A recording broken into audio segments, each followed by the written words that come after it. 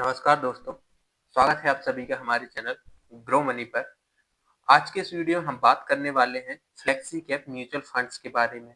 अगर आप अपने पोर्टफोलियो के लिए सबसे बढ़िया फ्लेक्सी कैप म्यूचुअल फंड ढूंढ रहे हैं लेकिन कंफ्यूज हैं कौन सा फ्लेक्सी कैप म्यूचुअल फंड आपको बेहतरीन रिटर्न देगा, तो आज के इस वीडियो के बाद आपकी सारी कंफ्यूजन्स दूर होने वाली हैं, क्योंकि आज के इस वीडियो में आपको बताने वाला हूँ top 5 flexi cap mutual funds के बारे में जो लॉन्ग टर्म इन्वेस्टमेंट के लिए आपके लिए सबसे बढ़िया साबित हो सकते हैं। वीडियो को आखिर तक जरूर देखें, क्योंकि आखिर में मैं आपको बताने वाला हूँ कि कौन सा जो फंड है आपके इन्वेस्टमेंट गोल के हिसाब से आपके लिए सबसे बढ़िया होने वाला है। तो अगर आप चैनल पर नए हैं तो चैनल को सब्सक्राइब जरूर कर लें, ताकि आपको फाइनेंस और स्टॉक मार्केट से जुड़ी हर एक जानकारी मिलती रहे। तो चलिए बिना किसी देरी के वीडियो को शुरू करते हैं। तो सबसे पहले हम जानते हैं जो फ्लेक्सी कैप म्यूचुअल फंड्स होते हैं वो क्या होते हैं। जो फ्लेक्सी कैप म्यूचुअल फंड्स होते हैं वो क्या होते हैं, और जो फ्लेक्सी कैप म्यूचुअल फंड्स होते हैं वो दूसरे फंड से कैसे अलग होते हैं। तो जो फ्लेक्सी कैप म्यूचुअल फंड्स होते हैं उसमें large cap, mid cap, small cap तरह की जो कंपनियां होती हैं उनमें इन्वेस्टमेंट होता है, और जो फंड मैनेजर होता है उसको फ्रीडम होती है कि वह किसी भी मार्केट कंडीशन के हिसाब से इसकी जो एसेट एलोकेशन है उसको बदल सकता है। जो फ्लेक्सी कैप म्यूचुअल फंड होते हैं उसमें जो डाइवर्सिफिकेशन होता है वो काफी डाइवर्सिफाइड पोर्टफोलियो होता है, और जिसका जो ग्रोथ पोटेंशियल होता है वो काफी अच्छा होता है, और जिसके रिटर्न होते हैं वो हमें रिटर्न काफी अच्छे देखने को मिलते हैं। जो फ्लेक्सी कैप म्यूचुअल फंड होते हैं उनमें हमें काफी कम रिस्क देखने को मिलता है, क्योंकि अगर मार्केट में गिरावट होती है तो जो फंड मैनेजर होते हैं वो दूसरी एसेट पर शिफ्ट हो जाते हैं। अगर मार्केट में हमको रिसेशन या बियर मार्केट देखने को मिलता है तो जो फ्लेक्सी कैप म्यूचुअल फंड के मैनेजर है वो या गोल्ड हुआ, बॉन्ड हुआ, सिल्वर हुआ, तो इस तरह के जो स्टॉक्स होते हैं या ईटीएफ्स होते हैं या बॉन्ड्स होते हैं तो उनमें इन्वेस्टमेंट करते हैं, ताकि आप जो इन्वेस्टर होते हैं उनको काफी अच्छे रिटर्न मिल सकें। तो जो फ्लेक्सी कैप फंड होते हैं उनमें फ्लेक्सिबिलिटी होती है कि वो किसी भी सेगमेंट में या किसी मार्केट कैपिटलाइजेशन में इन्वेस्टमेंट कर सकते हैं। स्मॉल कैप हुआ या मिड कैप हुआ या लार्ज कैप हुआ, इसलिए इसको फ्लेक्सी कैप फंड कहा गया है कि ये किसी भी कंडीशन में जो एडजस्ट हो सकता है, कि अगर मार्केट में बियर मार्केट चल रहा है तो ये आपको ऐसे ऐसे एसेट में इन्वेस्टमेंट करेगा जो आपको स्टेबल रिटर्न प्रोवाइड करवाएंगे, और अगर बुल मार्केट चल रहा है तो ये ऐसे स्टॉक में इन्वेस्टमेंट करते हैं जिसमें आपको ज्यादा से ज्यादा आपको फायदा मिल सके। तो जो फ्लेक्सी कैप म्यूचुअल फंड है उसके जो बेनिफिट्स होते हैं उसके बेनिफिट्स काफी ज्यादा होते हैं, क्योंकि जो ये सिंगल स्कीम आपको काफी सारे मार्केट कैपिटलाइजेशन में एक्सपोजर प्रोवाइड करवाता है, और इसका जो रिस्क मैनेजमेंट होता है, रिस्क मैनेजमेंट काफी अच्छा होता है, क्योंकि रिस्क मिटिगेट करने के लिए अगर इसमें कोई भी प्रॉब्लम आती है स्टॉक मार्केट में तो ये अपने इन्वेस्टमेंट को बदल देता है, क्योंकि इसका जो इन्वेस्टमेंट होता है वो डायनेमिक इन्वेस्टमेंट होता है, कि अगर मार्केट में रिसेशन आ रहा है तो ये दूसरे कमोडिटी या स्टॉक्स में या दूसरे ऑप्शन में इन्वेस्टमेंट करने लगते हैं। जो फ्लेक्सी के म्यूचुअल फंड होते हैं उनमें हमें डाइवर्सिफिकेशन काफी ज्यादा देखने को मिलता है। जो इसमें डाइवर्सिफिकेशन होता है वो काफी ज्यादा इंडस्ट्रीज में डाइवर्सिफिकेशन होता है, जिसमें रिस्क रिवॉर्ड का इक्वेशन होता है वो काफी स्टेबल बना के रखा जाता है, ताकि आपको ज्यादा से ज्यादा प्रॉफिट मिल सके और रिवॉर्ड मिल सके। जिसका फंड मैनेजर होते हैं वो उनके पास फ्लेक्सिबिलिटी होती है कि अपनी जो एसेट है और मार्केट कैप है, मार्केट कैपिटलाइजेशन उसमें किसी में भी इन्वेस्ट कर सकते हैं, स्मॉल कैप, मिड कैप या लार्ज कैप, या अपने जो एसेट है उसको बदल सकते हैं, गोल्ड हुआ, सिल्वर हुआ, तो इस तरह के इन्वेस्टमेंट इंस्ट्रूमेंट में भी अपने इन्वेस्टमेंट को बढ़ा सकते हैं। तो अब हम बात करने वाले हैं कि जो इंडिया के टॉप 5 सबसे बेहतरीन फ्लेक्सी कैप म्यूचुअल फंड्स हैं उनके बारे में। तो हम एक एक करके चर्चा करेंगे कौन से 5 फ्लेक्सी कैप म्यूचुअल फंड्स हैं जिनमें आप इन्वेस्टमेंट करके लॉन्ग टर्म में आप काफी अच्छी वेल्थ जनरेट करके कर सकते हैं। तो जो सबसे पहला फंड है वो है पराग पारेख का फ्लेक्सी कैप म्यूचुअल फंड। अब बात करें म्यूचुअल फंड की तो इसका जो एक्सपेंस रेशियो हमें देखने को मिलता है वो 1.33% देखने को मिलता है। जिसका एसेट अंडर मैनेजमेंट हमें देखने को मिलता है 87 हजार करोड़ के करीब इसका जो हमें एसेट अंडर मैनेजमेंट देखने को मिलता है। जो इसका रिटर्न है, जब से ये flexi cap mutual fund launch हुआ तब से जो रिटर्न प्रोवाइड करवाए हैं वो 19% के CAGR से रिटर्न प्रोवाइड करवाए, जो काफी अच्छे रिटर्न कहे जाएंगे फ्लेक्सी कैप म्यूचुअल फंड के बारे में। जो फ्लेक्सी कैप म्यूचुअल फंड के ग्राफ के बारे में बात करें जो पराग पारेख का है, तो वो जो इसका जो बेंचमार्क इंडेक्स है उसको लगातार ये बीट करते हुए नजर आ रहा है, और आप देख सकते हैं कि बेंचमार्क से हमें ये काफी अच्छा रिटर्न प्रोवाइड करते हुए आ रहा है। तो ये फ्लेक्सी कैप म्यूचुअल फंड आपके लिए काफ़ी बेहतरीन साबित हो सकता है और लॉन्ग टर्म में आपको काफ़ी अच्छे रिटर्न प्रोवाइड करवा सकता है। बात करें इसके मार्केट कैप और एसेट एलोकेशन के बारे में, तो आप देख सकते हैं कि इसके जो रिटर्न है वो काफ़ी अच्छे रिटर्न प्रोवाइड करवाए हैं इस फ्लेक्सी कैप म्यूचुअल फंड ने। अब बात करें इसके एसेट एलोकेशन और सेक्टोरल डाइवर्सिफिकेशन के बारे में, तो आप देख सकते हैं कि जो लार्ज कैप में इसके जो इन्वेस्टमेंट है वो 60% लार्ज कैप में दिखाई देता है, 4% हमको मिड कैप में और हमको 3% के करीब हमको स्मॉल कैप में दिखाई देता है। जो इसके पास कैश अभी रखा हुआ है इस फ्लेक्सी कैप म्यूचुअल फंड के पास वो 20% के करीब रखा हुआ है। तो देख सकते हैं कि मार्केट में अगर कोई भी अपॉर्चुनिटी इसको मिलती है तो उसके पास 20% के करीब कैश रखा हुआ है, इस मार्केट अपॉर्चुनिटी को अच्छे से ग्रैब कर सकता है और लॉन्ग टर्म में आपको काफ़ी अच्छे रिटर्न जनरेट करके दे सकता है। इसके पास जो ओवरसीज इक्विटी है वो 13% के करीब हमको दिखाई देती है कि जो इसके पास स्टॉक है वो 13% यूएस के हुए, यूरोप के हुए, इस तरह की कंपनियों के स्टॉक इस फ्लेक्सी कैप म्यूचुअल फंड में शामिल हैं। बात करें इसके सेक्टर वाइज एलोकेशन की, तो आप देख सकते हैं इसमें जो 20% स्टॉक है वो बैंकिंग सेक्टर से रिलेटेड है। उसके बाद जो स्टॉक है वो मिसलेनियस यानी फॉरेन इक्विटी से रिलेटेड है। तीसरा जो सेक्टर है वो है फाइनेंस, यानी इसमें जो हमें फाइनेंस और बैंकिंग के स्टॉक काफी ज्यादा दिखते हैं और इसका जो ज्यादातर एलोकेशन है वो फाइनेंस सेक्टर पर ज्यादा फोकस किया गया है। अब बात करें इसके रिटर्न के बारे में, तो आप देख सकते हैं पिछले 10 सालों में जो इसका सीएजीआर रिटर्न है वो 17% की सीएजीआर से हमको दिखाई देता है, जो काफी अच्छा कहा जाएगा। पिछले 7 सालों में जो रिटर्न दिया है वो 18% की सीएजीआर से रिटर्न दिए, तो आप देख सकते हैं इस कैटेगरी में ये फंड हमें नंबर 1 पर दिखाई देता है और इस तरह के फ्लेक्सी कैप म्यूचुअल फंड में ही आपको इन्वेस्टमेंट करना चाहिए।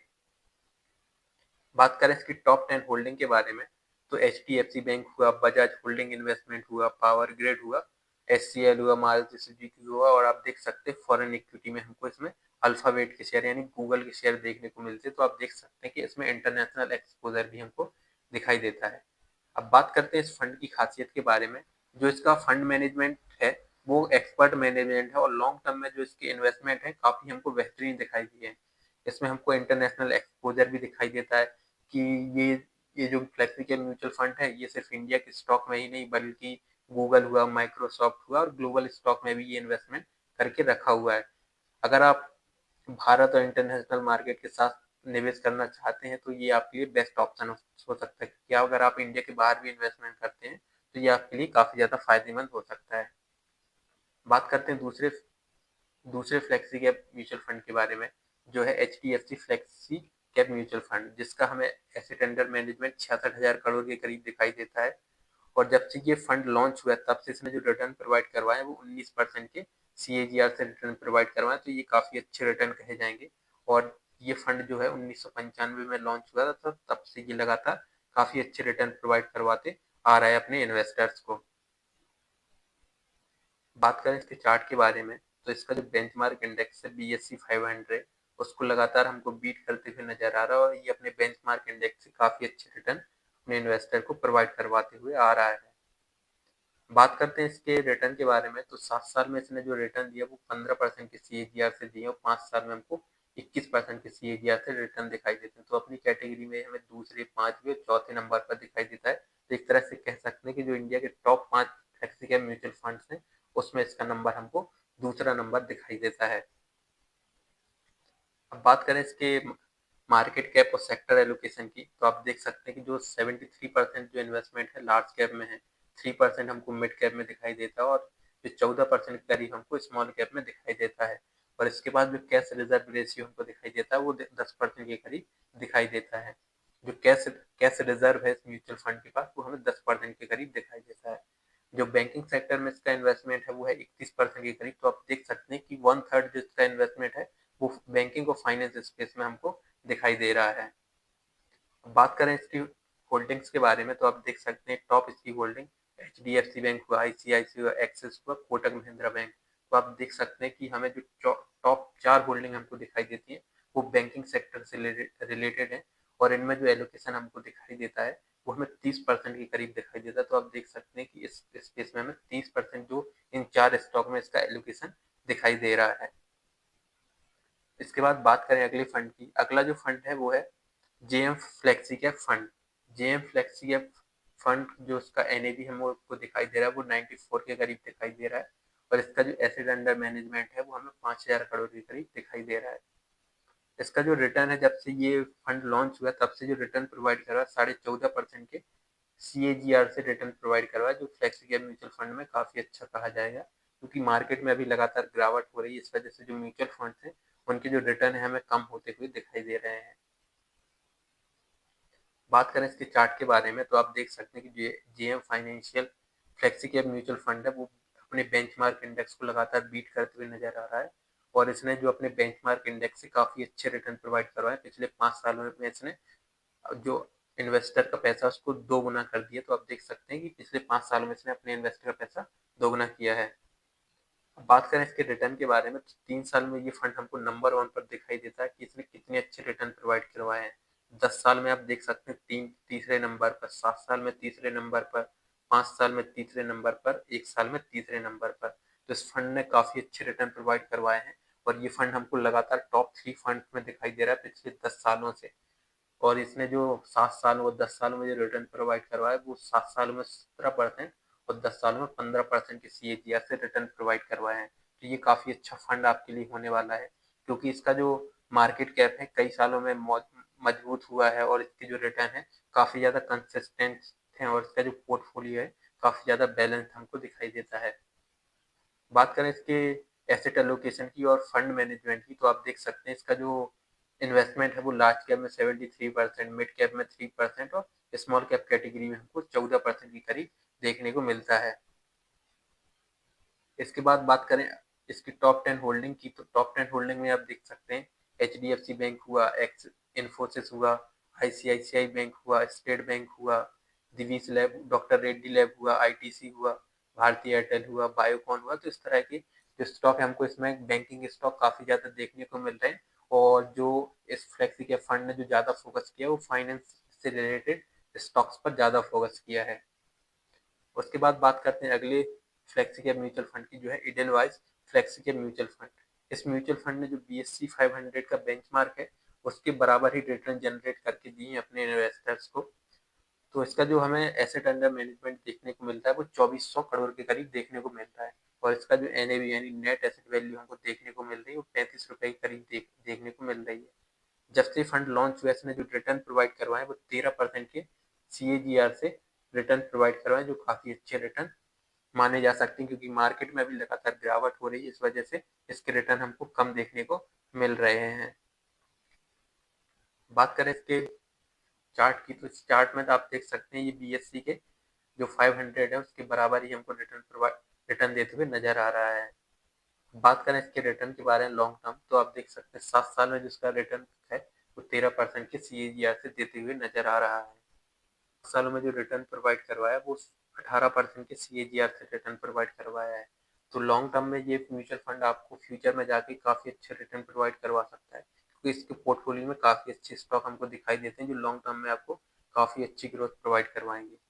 बात करते हैं इसके सेक्टर और मार्केट कैप की तो आप देख सकते हैं इसमें जो 65% स्टॉक वो लार्ज कैप के हैं, 21% मिड कैप के, 10% हमको स्टॉक दिखाई देते हैं स्मॉल कैप कैटेगरी के। इस फ्लेक्स के म्यूचुअल फंड का ज्यादा focus banking sector, IT space और इंजीनियरिंग और कैपिटल गुड्स के स्टॉक्स पर है, जो फ्यूचर में काफी अच्छा करेंगे इंडिया में। बात करें इसके टॉप 10 होल्डिंग के बारे में तो टॉप 10 होल्डिंग में हुआ HDFC bank, ICICI bank, Infosys, L&T, Mahindra, Reliance, Dixon technology. तो इस तरह के काफी सारे अच्छी अच्छी लार्ज कंपनियों के स्टॉक इसके पोर्टफोलियो में हमें दिखाई दे रहे हैं। इस वजह से इसके जो इन्वेस्टमेंट का जो रिटर्न है वो हमको फ्यूचर में काफी अच्छा देखने को मिल सकता है, क्योंकि अभी जो लार्ज कैप के स्टॉक है उनमें हमें काफी ज्यादा प्रेशर दिखाई दे रहा है। तो इस वजह से म्यूचुअल फंड के रिटर्न अभी हमें कम होते हुए, श्रिंक होते हुए नजर आ रहे हैं। इसके बाद बात करें अगले फंड की, अगला जो फंड है वो है मोतीलाल ओसवाल का फ्लेक्सी कैप म्यूचुअल फंड। जो मोतीलाल ओसवाल का फ्लेक्सी कैप म्यूचुअल फंड है उसका जो NAV अभी चल रहा है वो 54.78 के करीब चल रहा है, और जिसका एसेट अंडर मैनेजमेंट है वो 13,000 करोड़ के करीब हमको दिखाई दे रहा है। बात करें इसके रिटर्न के बारे में तो जब से ये फंड लॉन्च हुआ तब से जो इसने रिटर्न प्रोवाइड करवाया वो 17% के CAGR से रिटर्न प्रोवाइड करवाए, जो काफी अच्छे रिटर्न कहे जा सकते हैं। बात करें इसके चार्ट के बारे में तो ये BSE 500 के चार्ट के बराबर ही रिटर्न देते हुए नजर आ रहा है। ये इंडेक्स को अभी अपने बीट नहीं कर पा रहा, लेकिन इधर से फ्यूचर में ये काफ़ी अच्छा रिटर्न आपको जनरेट करके देगा, क्योंकि इसकी जो पोर्टफोलियो है इसमें काफ़ी ग्रोथ स्टॉक हमको दिखाई देते हैं। लॉन्ग टर्म में ये आपको काफ़ी अच्छे रिटर्न प्रोवाइड करवा के देगा, क्योंकि गारंटी ये नहीं रहती कि जो पास्ट में जिन म्यूचुअल फंड ने काफ़ी अच्छा रिटर्न प्रोवाइड करवाया है वो फ्यूचर में भी आपको काफ़ी अच्छा रिटर्न प्रोवाइड करवा के देंगे। बट जो ये म्यूचुअल फंड जो अभी परफॉर्म नहीं कर रहे हैं, ये फ्यूचर में काफ़ी अच्छा परफॉर्म करके देंगे, लॉन्ग टर्म में आपको काफ़ी अच्छी वेल्थ जनरेट करके देंगे। तो इसके रिटर्न की बात करें हम, तो पिछले 10 सालों में जो रिटर्न प्रोवाइड करवाया वो 13% की सीएजीआर से प्रोवाइड करवाया, 5 सालों में जो 15% का सीएजीआर, और पिछले 3 सालों में हमें 17.5% का सीएजीआर रिटर्न देते हुए नजर आया। तो आप देख सकते हैं 3 सालों में चौथे नंबर पर और 1 साल में हमें पहले नंबर पर ये फ्लेक्सी कैप म्यूचुअल फंड देखने को मिलता है। तो अभी आगे आने वाले समय में मोतीलाल ओसवाल का फ्लेक्सी कैप म्यूचुअल फंड हमें काफी अच्छे रिटर्न जनरेट करते हुए दिख सकता है।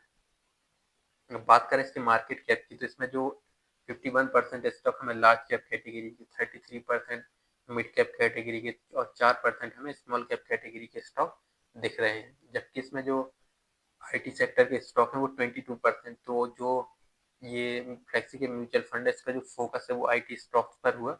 10% जो इन्वेस्टमेंट है वो हमें डायमंड और ज्वेलरी के स्पेस में दिखाई देता है। तो आगे आने वाले समय में इंडिया में कंजम्पशन बढ़ेगा और डायमंड और ज्वेलरी के सेक्टर में हमें डिमांड देखने को मिल सकती है। इस वजह से इसके जो पोर्टफोलियो है उसमें हमें काफ़ी अच्छी ग्रोथ देखने को मिल सकती है। बात करें इसकी टॉप 10 होल्डिंग के बारे में, तो कोफोर्ज हुआ, कल्याण ज्वेलर्स हुआ, पॉलीकैब हुआ, ट्रेंट हुआ, महिंद्रा हुआ, जियो फाइनेंशियल हुआ, चोलामंडलम इन्वेस्टमेंट हुआ, पीजी इलेक्ट्रोप्लास्ट हुआ। तो इसमें जो स्टॉक ऐसे हैं लॉन्ग टर्म में काफ़ी अच्छी ग्रोथ करने वाले हैं और लॉन्ग टर्म में आपको काफ़ी अच्छे रिटर्न जनरेट करके देने वाले हैं। तो ये जो फ्लेक्सी कैप म्यूचुअल फंड है आप इसको होल्ड कर सकते हैं, क्योंकि आने वाले समय में ये फ्लेक्सी कैप म्यूचुअल फंड और जो फ्लेक्सी कैप म्यूचुअल फंड है उनको बीट करते हुए नजर आ सकता है।